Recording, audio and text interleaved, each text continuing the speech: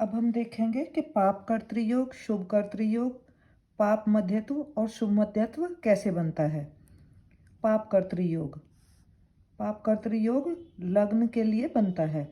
यदि लग्न से द्वितीय और द्वादश भाव में पाप ग्रह हों तो पाप कर्तृयोग बनता है।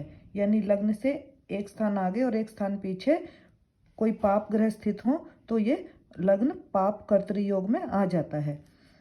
यहाँ पे ये लग्न है, लग्न से दूसरे भाव में राहु स्थित है और 12वें भाव में सूर्य और बुध। तो यहाँ पे बुध भी हमारा पाप ग्रह हो गया सूर्य के साथ रह के, और सूर्य तो हमारा पाप ग्रह है ही। तो यहाँ पे लग्न पाप कर्तृ योग में आ गया। एक और एग्जाम्पल है, यहाँ पे लग्न से दूसरे भाव में शनि स्थित है और 12वें भाव में मंगल स्थित है। तो यहाँ पे लग्न पाप कर्तृ योग में आ गया। इसी तरह शुभ कर्तृ योग भी बनता है। शुभ कर्तृ योग भी लग्न से द्वितीय द्वादश में शुभ ग्रह हों तो शुभ कर्तृ योग होता है, लग्न से दूसरे भाव में और 12वें भाव में। तो यहाँ जैसे ये लग्न है, लग्न से दूसरे भाव में शुक्र स्थित है और 12वें भाव में गुरु स्थित है, दोनों ही हमारे शुभ ग्रह हैं। तो यहाँ पे लग्न शुभ कर्तृ योग में हो गया। यहाँ लग्न है, लग्न से दूसरे भाव में गुरु स्थित है और 12वें भाव में चंद्रमा के साथ सूर्य स्थित है और छठे भाव में गुरु स्थित है। तो यहाँ पे चंद्रमा वैसे तो क्षीण है, चंद्रमा क्षीण है, सूर्य के साथ रह के कमजोर हो गया, परंतु गुरु की दृष्टि पड़ने से यह फिर शुभ हो गया। तो यहाँ पे लग्न है जो शुभ कर्तृ योग में आ रहा है। एक और एग्जाम्पल है, इसमें लग्न दूसरे भाव में गुरु के साथ शनि और 12वें भाव में बुध, शुक्र और मंगल। तो यहाँ पे शुभ कर्तरी भी बन रहा है योग और पाप कर्तरी भी।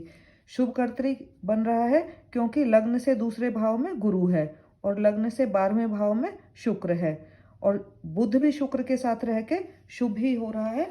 तो ये हमारा शुभ कर्तरी योग बन रहा। अब लग्न से दूसरे भाव में क्योंकि शनि भी स्थित है और लग्न से 12वें भाव में मंगल स्थित है, तो ये हमारा पाप कर्तरी भी बन रहा है। तो इस तरह एक ही कुंडली में दोनों योग भी साथ साथ बन सकते हैं। एक और एग्जाम्पल लेंगे इसी तरह हम, लग्न से दूसरे भाव में मंगल और शुक्र, लग्न से 12वें भाव में सूर्य और चंद्र और यहाँ पे छठे भाव में गुरु। तो यहाँ पे शुभ कर्तरी बन रहा है क्योंकि शुक्र दूसरे भाव में है, सूर्य के साथ रह के चंद्रमा क्षीण हो गया, परंतु गुरु की दृष्टि पड़ने पर यह फिर शुभ हो गया। तो ये शुभ कर्तरी योग में आ गया।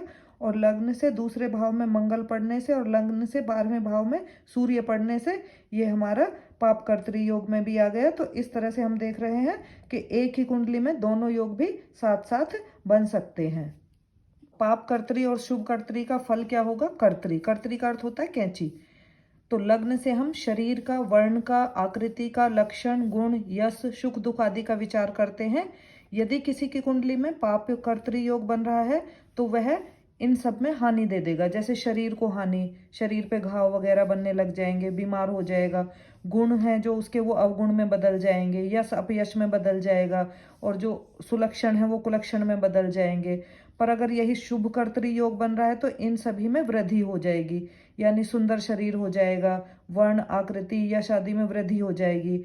अगर एक ही कुंडली में दोनों योग साथ साथ बन रहे हैं, यानी कि पाप कर्तरी और शुभ कर्तरी दोनों एक ही कुंडली में बन रहे हैं, तो मिले जुले फल मिलेंगे। इस तरह से हम इसका फलादेश कर सकते हैं। इसके बाद और योग आता है शुभ मध्यत्व और पाप मध्यत्व। जैसे लग्न के दूसरे और 12वें भाव में शुभ या पाप ग्रह होने से शुभ कर्तरी और पाप कर्तरी योग बनते हैं, इस तरह किसी और भाव से बने तो वो शुभ मध्यत्व व पाप मध्यत्व कहलाते हैं। जैसे यहाँ पे हम एग्जाम्पल ले रहे हैं दसम भाव का। यहाँ दसम भाव के दसम भाव से दूसरे भाव में गुरु स्थित है और दसम भाव से 12वें भाव में शुक्र स्थित है। तो इस तरह से जो दसम भाव है वो हमारा शुभ मध्यत्व में आ गया।